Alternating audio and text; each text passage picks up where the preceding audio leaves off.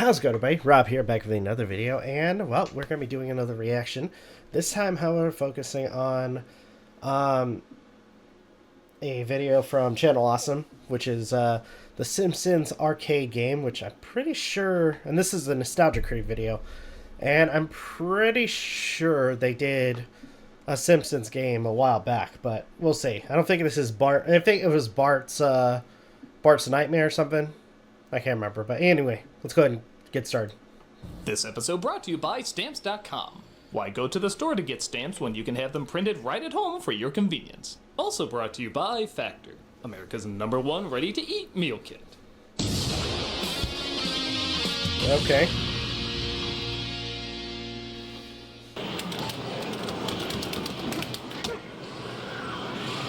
Hello, I'm the Nostalgia Critic. I remember it so you don't have to. How often do you see arcades anymore? I mean, like, seriously. Like, you don't see them a lot anymore nowadays. I'm at Galloping Ghost, the largest arcade in the world, to try out the new section I like to call Arcadaptation. Okay. See, in the 80s and 90s, a lot of media had arcade games based around them. You name it, movies, shows, even Aerosmith had an arcade game. And while yes, these games are fun to talk about, not many people discuss them as adaptations. I mean, these games were probably rushed. Wait, so this is a new segment for him? Okay, I'm going to bump up the quality. Hold on. Okay, that's a little bit better. But, okay, that's actually really cool. Though, I'm kind of wondering when he's going to do the next old versus new or something like that. You know what I mean? That'd be really cool. To cash in on the zeitgeist, so it's interesting to look over just how well these games capture the voice of the subject matter. Yeah. Or how much they made shit up because they didn't have enough info on the subject matter. Case in point, we're going to be talking about one of the most popular beat-em-up games of all time, based on a very unlikely source, the Simpsons arcade game. How'd I get back here? The Simpsons arcade... Oh, that... Who... You know what? I think the last big time I was actually... Well... No, actually, no. So besides going to, by the way, if it's discolored, I do apologize. It's for more reaction for me. But, and I'll leave a link in the description for the video.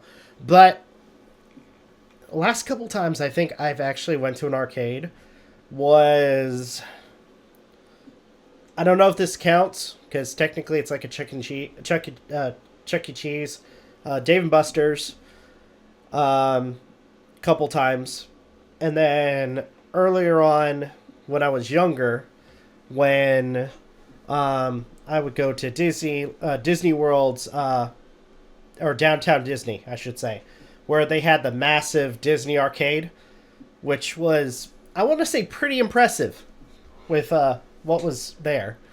So pretty cool. The game was released by Konami in 1991 and was an instant success, being one of the top 3 highest-selling cabinets of that year, and proving Simpson Mania was alive and well, despite the show only being out for 2 years. Yeah. That said, while The Simpsons now has over 35 years of endless characters and jokes to pull from, True. Konami only had 2 years of content, hell, maybe even less than that to work off of. Needless to say, this makes it tricky to find dozens and dozens of enemies and obstacles to fight. Yeah. So we're going to see how well it holds up, not just as a game, but as an arcade, it's a working title. It's a working title.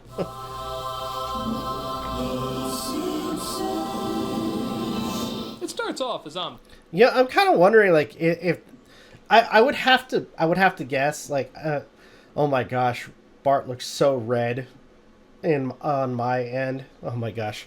But anyways, I'm kind of wondering if he also found a like an emulator or something for the arcade game. That'd be kind of pretty cool, especially since he's, you know, reviewing it. Point as you can get replicating the show's intro while also explaining who they are to newcomers. The story starts with Mr. Smithers robbing a jewelry store with explosives. Seems a lot of character. Yeah. Yes, Smithers and Burns do bad things, but I'm gonna take a wild guess and say they don't need the money that bad. No, they don't. Smithers literally bumps into the Simpsons, causing him to drop the diamond. Maggie confuses it for a pacifier, so Smithers kidnaps Maggie. Again, for what they had at the time, this was probably the quickest way to get a simple story across. You can either play as Homer, Marge, Bart, or Lisa, all voiced by the original cast. You got a jump button and attack button, and if you push them both, you do a special attack that hurts enemies even more. And unlike some other Konami beat-em-ups, it doesn't take off any of your life force anytime you use it. If you and another player stand still close enough to each other, you can also join forces and do a special move. Oh, nice. Sometimes it does result in some of the most annoying sounds in arcade history.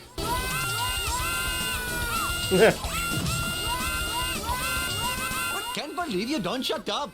Okay, I'm gonna choose Marge because I think her weapon being a vacuum had a little bit more reach, but I could be wrong about that. On that note, I guess they were vacuum shopping because I don't know why else she'd just be walking around with that thing. True. She's cleaning the sidewalk, I don't know. Also, I'll just say it, some of these situations look hilariously disturbing when you fight as her. Jesus! And like Princess Peach, if you're a dainty homebody in a fighting game, naturally your ass is gonna be a weapon. You got a butt that won't quit.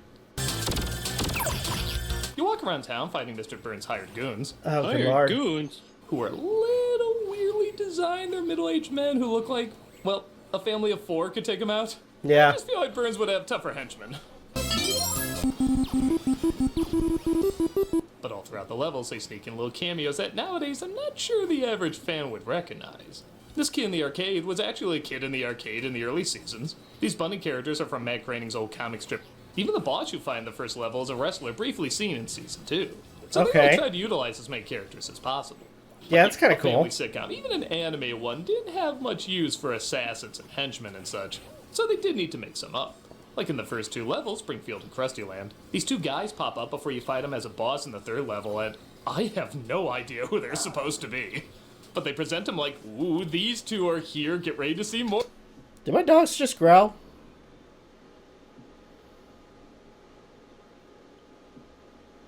Wonder what that was about.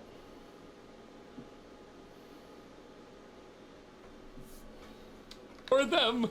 Maybe they accidentally got the script for the Moonwalker game when they figured out they got the wrong one, they just never changed it back. Oh god. Speaking of which, in levels 3 and 4, when you go through a graveyard and a bar scene, I swear these are send-ups to the Moonwalker games. Yeah. I've seen how Jackson guest starred on the show and may have even written the Bartman song. I don't think that's such a stretch. Please, we prefer to be called the living impaired. Even in that cutaway joke he's wearing a Jackson album, Simpsons Gate is real, whatever it is. That is really, really funny. I guess Mo is really moving up in the world, turning his bar into a franchise. He even has Bart Tracy playing there. Okay, now the background jokes are great. Even Mo being on the phone while a fight breaks out indicates this is really nothing new for him. Yeah, true. I'm a stupid moron with an ugly face and a big butt, and my butt smells. And then, yeah, there are jokes that are just there to be video game jokes. Like they have an alien arcade cabinet ad shown, it's Marge as one of the aliens. Oh, that's funny. Get it? Because her hair looks like penis. The Simpsons game itself gets a lot of self-promotion. I think this works because, again, these jokes were par for the course at the time. And it does show you're not supposed to take this too seriously. Now let me continue to analyze every nitpick in connection to the original.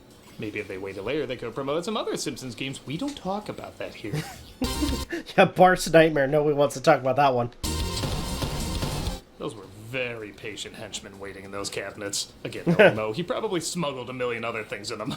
All right, on the light. Why did he have pandas? People often applaud me for how flexible I am. Watch. While I wait for someone to find me and call a doctor, let's talk about stamps.com.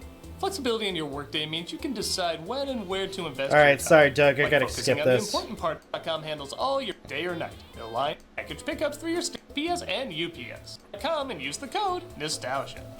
You know I'm also very flexible with my neck watch. Ha! You thought something crazy was gonna happen there. Uh-oh, there goes the left side of my face. Let's talk about Factor. Ready to optimize your nutrition this year? Factor is Okay, sorry, dude. Factor can make a lot of time to do a lot of other things, so Factor is perfect for that. The meals always taste fantastic and they take up so little time. As someone who's admitted often he can't cook and is forgetting how his left hand works, I can say it's incredible. Plus free shipping. That's code Nostalgia. Not gonna lie, Factor is actually kind of good. /Nostalgia50 off to get 50% off plus free shipping on your first box. But something I know I can definitely still do is bend my right thumb backwards. Go today. Okay. Check out me playing Arkham Knight every Friday on Twitch. We also I have content need to 5 replay days that. a week. Hope to see you there. Also, everybody says they never get notified about our latest videos, so be sure to subscribe and hit that notification bell to get all the latest updates. At the end of the level, you fight a boss who's just a junkie. Yeah, Oh, I God. wish they could have utilized some other villains they had, like Mrs. Bots or Sideshow Bob or the aliens. Even instead of the Krusty Balloon at the end of level 2, it would have been cooler if they had some henchmen dressed up as Itchy and Scratchy. Oh, that would like I actually said, be I kind of don't know what funny. the rush for this game was, and it is impressive they worked in as much as they did. Heck, in the next level, the bear that accidentally gets released from Krusty Land reappears and is drawn exactly like the bears in the camping episode. And that's 2 callbacks.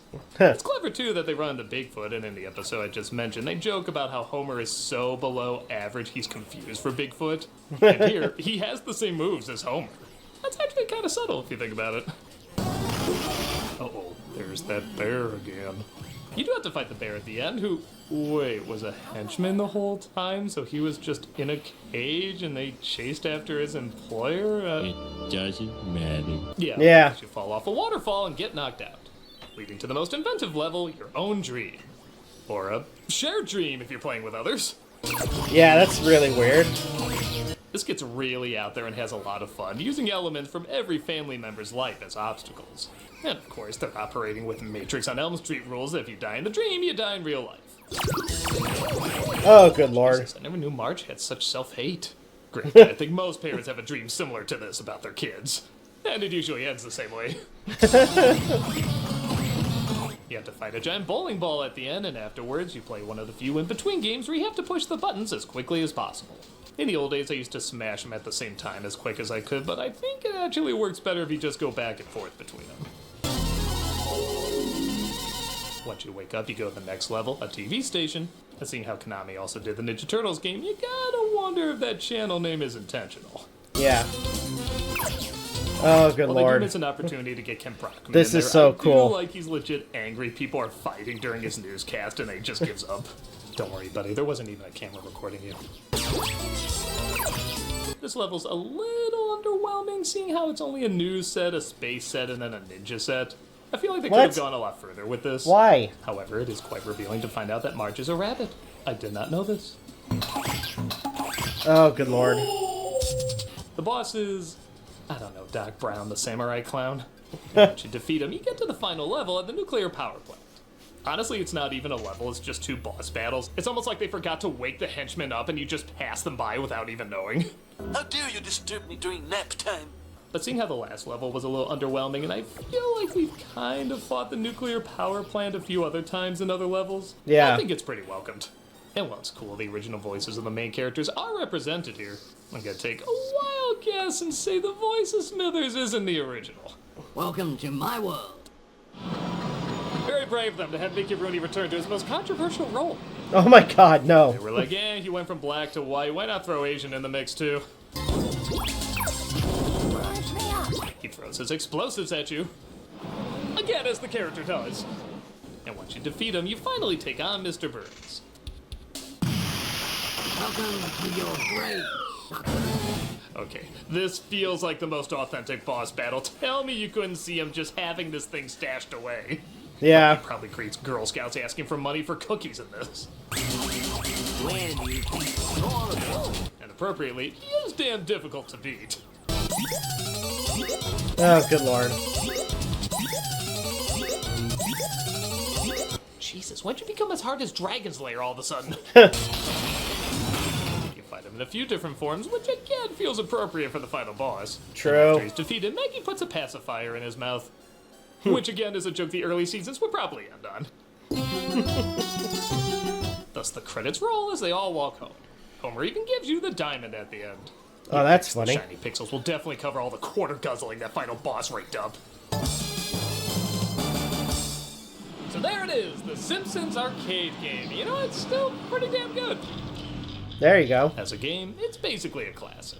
It's fun, it's creative, it has a lot of variety. On the whole, I give it an A. As an adaptation, it's also pretty decent. It captures the spirit and humor of the early seasons while also being laid back enough to throw in some in-jokes and character cameos super fans would recognize.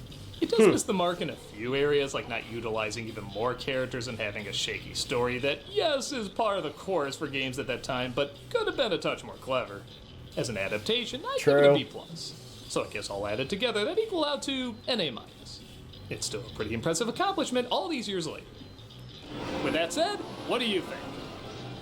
Do you think Yeah, I mean, it looks cool on its own and as an adaptation? I mean, yeah, I mean, it looks cool. I mean, it's a nice. I would say it's a nice piece of gaming history, the arcade game.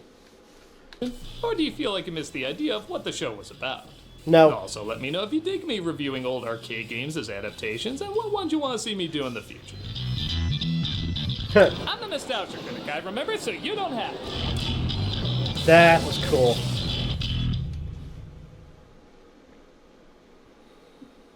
Welcome to my world. Welcome to my world. Okay, so that video is actually a lot of fun. It's kind of cool that he's doing a new segment for his channel, or at least their channel. But when's the next old versus new? I'm kind of wondering. It'd be nice to see another one. But anyway, thank you guys so much for watching. Truly appreciate it. If you guys can, please leave a like, comment, share, subscribe, all the good stuff. If you guys want to follow us on social media, it's all in the description down below. As well as check out our daily content and the weekly podcast. With that being said, this is Rob Novakast signing off. Have a good one. Take care. And I'll see you guys next video.